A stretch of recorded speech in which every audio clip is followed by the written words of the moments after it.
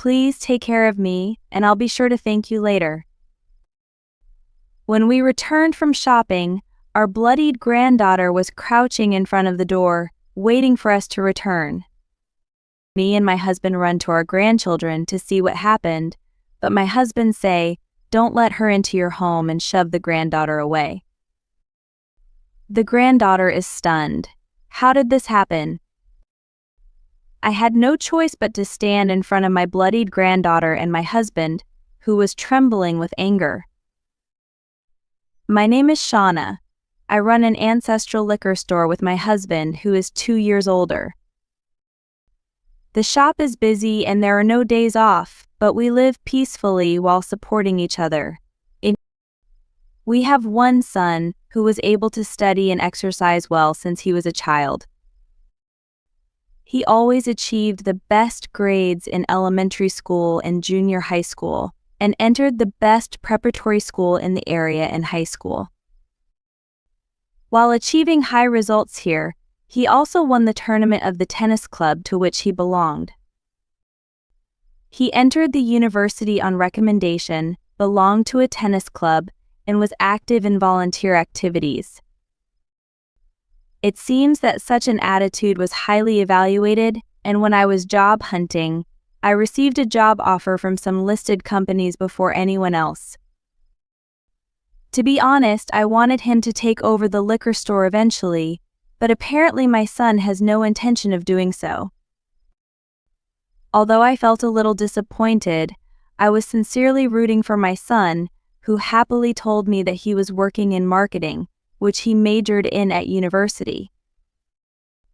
We are proud of our son, who works hard at a large company.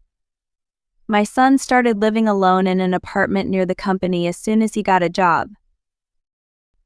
Even though it wasn't too far from our house, he said that I had to stand on my own because I had become a member of society, and I left home. However, after hearing that he was busy with work and could not cook for himself, I told him that he could come home at any time. In my first year, he came home almost every day, and he was happy that the meal made by me was the most delicious, but as the second and third years passed, he seemed to get busier and busier, and the number of times he came home decreased.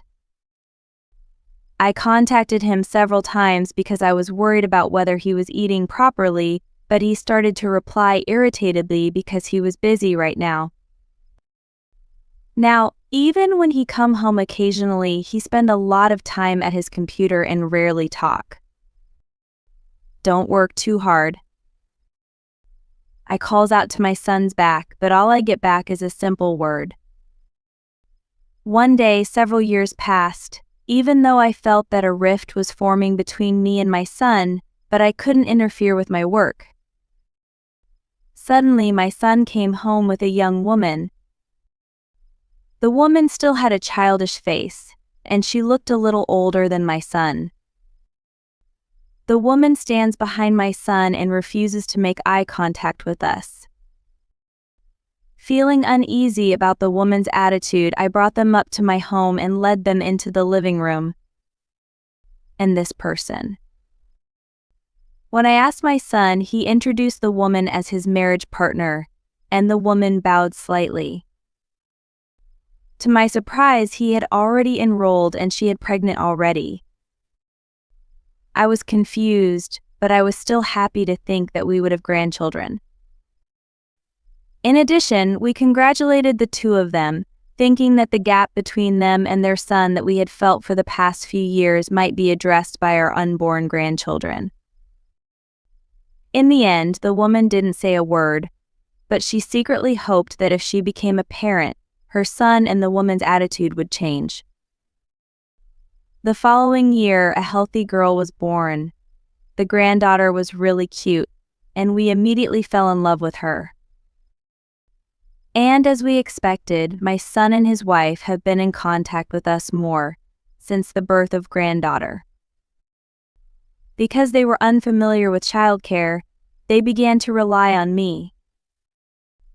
My daughter-in-law, who had the worst impression when I first met her, began to ask me for various advice through her granddaughter, And although she was still a woman who did not speak much, I could feel that she was trying hard to be a mother, and my impression of her changed considerably. My son and his wife apparently moved closer to our house and have been coming back frequently, and the house has been very lively since the birth of our granddaughter. Sometimes they would leave my granddaughter and go out together, but I was rather happy that I could do that because we had a good relationship. A few years later, when my granddaughter started kindergarten, she was entrusted with picking her up every day. My son seems to be as busy with work as ever, but my daughter-in-law is a full-time housewife, so I don't have time to pick her up. What is she doing? We don't have time either. We had to leave our jobs at the liquor store to pick them up, and we couldn't leave our grandchildren at a store with a lot of heavy liquor bottles when they came home, so we had a hard time coming to terms with babysitting our grandchildren. I asked her about picking her daughter up, but she was discouraged, and in the end it became the norm for us to pick up our granddaughter. On top of that, I have to feed my grandchildren dinner and give them a bath. There were days when she would come to pick me up when it was time for my granddaughter to go to sleep, and there were many days when I would stay as it was. I feel sorry for my granddaughter and tries to talk to my son and his wife, but neither of them tries to get along. She just likes you. What is wrong? As my son said, we couldn't say it strongly because our granddaughter was fond of us. When my granddaughter went to elementary school, the burden finally decreased. As usual, when she came home from elementary school, it was not the apartment where she lived with my son and his wife, but I was completely used to it. It was one day when the end of the year was approaching. The year-end and New Year holidays are the busiest time of the year for liquor stores. My son, who grew up in a liquor store, should be fully aware of this, but when I thought he suddenly called me, he told me to take care of my granddaughter during the year-end and New Year holidays. You know that the New Year holidays are the busiest. I can't take a look at it. I declined in a rather strong tone. Then, my son suddenly became unhappy and unilaterally hung up the phone because it was already decided. After that, I called back several times, but I couldn't get through. I didn't expect it, but in the early morning of December 30th, my son and his wife really came with my granddaughter. The intercom rang several times and we heard the voice that calling us at the door. My son is probably letting his granddaughter do it in order to get us to open the door. I felt sorry for my granddaughter who was brought in early in the morning in the middle of winter, so we had no choice but to open the door. My son pushed my granddaughter with a large backpack towards us and went somewhere with his wife. I asked my granddaughter where her parents were going, but she just shook her head and said she didn't know. Even though my granddaughter is now in elementary school, she still can't do everything around her on her own. In between busy times when I would have forgotten to even eat our own meals, I took care of my grandchildren, such as eating and bathing. The granddaughter was paying attention to us, playing alone, doing homework, and spending her time quietly. It's a pity that it's winter vacation. The store is closed only on New Year's Day, so I played with my granddaughter at Karuta and Shigoroku. My granddaughter seems to enjoy playing with me, but I feel sorry that I can only do this. Where on earth did my son and his wife leave their daughter behind? I didn't have no idea until January 4th that I found out. When the busyness finally calmed down, my son and his wife came home. He had several paper bags in his hands, dragging a large suitcase. It was fun, we were in Hawaii. At my son's words, I couldn't help but exclaim, "Huh? What do you mean, did you guys go on a trip?" I asked him questioningly, and he nodded without hesitation. I was able to book a popular hotel by my friend's connection, so I have no choice but to go. My son and his wife talk about how great the hotel was, but I don't hear it at all. My husband, who had been listening silently, must have reached the limit of his patience, and when he interrupted my son and his wife, he began to speak in a low voice. "I've been putting up with my granddaughter's cuteness, but you rely on us too much, and we will do our best to help you, but there is a limit because of the liquor store. Besides, I feel sorry for her when she is left alone on his days off." My son is immediately annoyed by my husband's words and yelled, "I don't think there will be any customers in such a poor liquor shop anyway. It's just right to be dealing with my grandchildren." When he finished saying that, he called out his granddaughter's name in a loud voice. The granddaughter, who was in another room, immediately came out with her luggage. My daughter-in-law, who was glaring at us next to my son, grabbed her granddaughter's hand and took him outside. "Hey, we're not done talking." My husband turns his back and holds my son back, but my son leaves quickly as if following his wife. My son and his wife walked away quickly without looking back. Only my granddaughter looked back at us and waved her little hand, but her back gradually shrank and we could not see her. Since that day, I have lost contact with my son and his wife, and my granddaughter has stopped by our house on the way home from school. I was worried about my granddaughter, so I decided to visit the apartment where they live a month later. My husband was lonely because he couldn't see our granddaughter, but he seemed to be angry with our son, so I was the only one who headed to the apartment. However, no matter how much I pressed the intercom, no one answered. No one there. Even so, I couldn't give up, so I stayed at the door for a while. Then a couple who lived next door came home. After a quick goodbye to me at the door, he reluctantly told me that the three of them had moved. Surprised, I immediately called my son's cell phone. My son didn't answer the phone, probably because it was working time. Next, I tried to call his wife, but she didn't answer the phone either.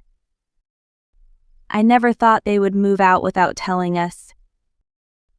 If they're upset about what happened last time, I'll apologize and I want to have a proper discussion.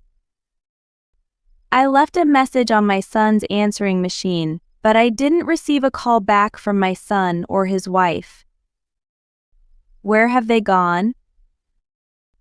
There were a number of things to worry about, but there was nothing I could do if I couldn't get in touch with them. I was afraid that my granddaughter would come home again today, so I got into the habit of looking at the entrance of the store when it was time for my granddaughter to come home. Anyway, I spent my days hoping that my granddaughter would be well. One day, I went shopping with my husband on the store's regular holiday. My husband was worried about me being depressed after not being able to see my granddaughter, so my husband brings me. "I'll get you whatever you want."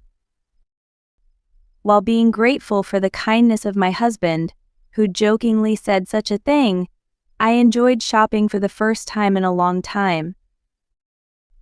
I asked my husband to get me a fancy dress, and after my husband got a new shirt, I had tea at a coffee shop and then went home. Then I saw someone sitting in front of the store. She was face down, but I immediately recognized her as my granddaughter, and I ran to her, calling her name. When my granddaughter heard my voice, she looked up and called me in a small voice, "Grandma." My husband and I gasped when we saw our granddaughter's clothes standing up. There was blood all over her clothes. "Could you please take care of this, and I'll be sure to thank you later." She bowed to us as she said this. My granddaughter, who had been spoiled by us until just a few months ago, was treated in such a strange manner, and although I was shocked, I tried to bring her home to tend to her wounds. Then my husband shouted, "Don't let her into the house." I was stunned by my husband's words, wondering if I hadn't forgiven my son and his wife yet. My husband had never spoken loudly in front of his granddaughter, so she shook her shoulders out of fear.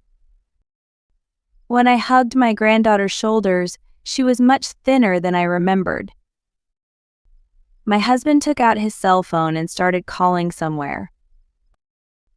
"It looks like my granddaughter is seriously injured. Please come immediately." Apparently he is calling an ambulance. I think what he said earlier is that we don't think my granddaughter doesn't have much time to take care because of seriously injured. "We are with you." I made her sit in front of the store again and called out to her to reassure. While my husband and I were hugging our granddaughter and waiting for an ambulance, she pulled something out of her pocket and handed it to me. "It's recorded." After saying that, she closed her eyes. Soon I heard her breath in her sleep, so I exhaled with relief, knowing that my granddaughter had just fallen asleep. After that, I got into the ambulance that rushed to me and headed to the hospital. I called my son while she was being treated, but I couldn't get through, so I left a voicemail saying that my granddaughter was taken by ambulance and where she was in the hospital. My granddaughter's treatment was completed quickly, but she seemed to be quite weak and had to undergo some tests. Apparently what I felt when I hugged her shoulder was correct. The doctor said she's going to be in the hospital for a few days, so I called my son again and left another message on the answering machine asking him to prepare for hospitalization. My granddaughter continued to sleep after the treatment and tests were completed. We sat side by my granddaughter's bed and stared at her emaciated sleeping face. Tears came to my eyes as I looked at my granddaughter, so I put my hand inside my bag to take out my handkerchief, and there was more and more hard stuff in my hand. It was my granddaughter's phone that was given to me. "Hey, look." I showed my husband the phone and decided to turn it on. The contract for the phone seemed to have expired, and the phone and email functions could not be used. Still, my granddaughter was trying to give it to us and tell us something. While looking at the phones, thinking there must be something, we found something. We trembled with anger when we realized that this was what our granddaughter wanted to say. After a while, my granddaughter woke up, but she didn't know where she was and her face was dazed. "You woke up, honey? We are at the hospital." When I said that, my granddaughter looked at me. We wanted her to feel safe, so we patted her head and hands and asked her what had happened. My granddaughter suddenly looked frightened and began to look around. "Where is Dad and Mom?" "They aren't here. Don't worry, let me hear you." When I said so, my granddaughter began to burst into tears. I'm sure she was hurt by the time she came to us today, and she was scared of adults. Remembering my granddaughter's firm voice in front of the store, we cried along with her. When the tears subsided, my granddaughter began to talk about the time she had not been able to see us. My son quit the company he was working for at the beginning of this year and started his own business.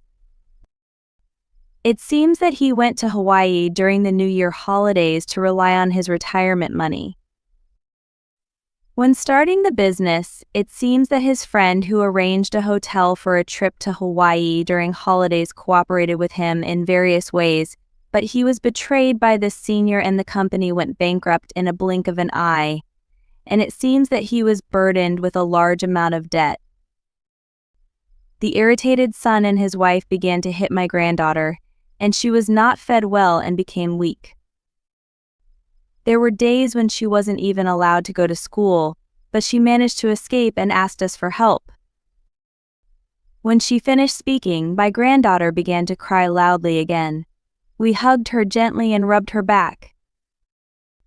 My son and his wife, who must have heard the answering machine, rushed in. I should have told him, but I sighed in dismay at the sight of him not preparing for hospitalization. When I called my granddaughter's name as if I was worried about my son and his wife, he approached the bed, saying that he would take her home immediately. What are you talking about? This kid is going to be in the hospital for a while. I left a message on your answering machine. What the heck are you exaggerating? I just fell a little bit and got hurt. I don't think so, because there was a lot of blood on her clothes. As I glared at him, my son made an excuse that my granddaughter's grades were poor and they got into a fight. He said she fell because she did it herself when she ran out of the house after a fight. Isn't that right? Huh? Asked by my son. My granddaughter nodded with a frightened expression. See? I'm going to take her home today. My son pushes us away from sitting in front of the bed and tries to force her to pick up my granddaughter. We stood between our son and granddaughter as if to protect our granddaughter, and we both glared at our son and his wife. What? My son and his wife took a step back, as if to flinch at our appearance. I already know everything. Yes, what my granddaughter wanted to tell us was the treatment of my son and his wife and the proof.